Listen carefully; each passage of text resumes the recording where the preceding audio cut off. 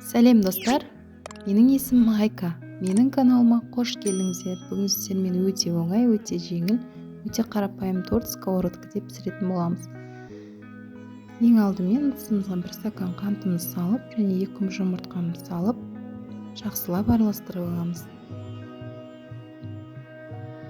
Сіздерге де кеңес беремін, өте оңай, өте жылдам дайындалатын торт. Енді жарты стакан сұйық майымды құямын. Оны тағы да араластырып аламын.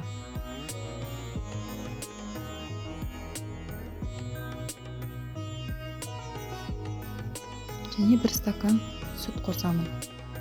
Оны да тағы араластырып, біркелкі массаға келтіремін.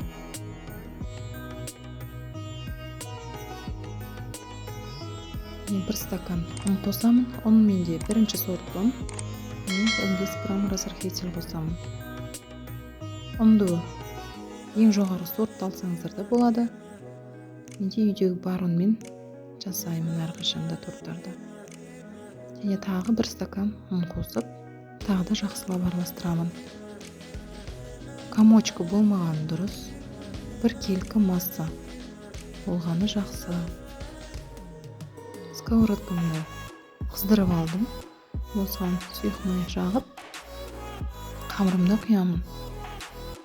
1 ошағы қамырдан құйыңыздар, онда сіздерде 6 коржық шығады. Егер 1,5-нан салсаңыздар, 4 коржық шығады.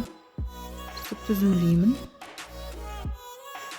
Бетін, сковородканың қақпаған бетін жауып, 2 минут пісіресіздер. Орташа жай отта. Тексеріп көріп жатырмын. Осындай тесіктер пайда болу керек, сол кезде аударамыз. Беті шикі болмайды. Аудардым. Өте оңай аударылады. Бұл бетінен де 1 минут пісіреміз. Қамырлары жұмсақ, байқап тұрғаныздар. 6 коржық шықты менде. Енді кремін дайындаймын. Креміне 120 грамм қантын салып, ваниліне 1 қасық ваниліне сахар салуға кеңес беремін. Дәмі ерекше болады. Және менде қолдың қаймағы сепараттан тартылған. Осыны жақсылап араластырыңыздар. Қаймақ менде свежий болғандықтан осындай болып тұр. Мен жаңа алдын ала өткізіп алдым сепараттан. Крем дайын.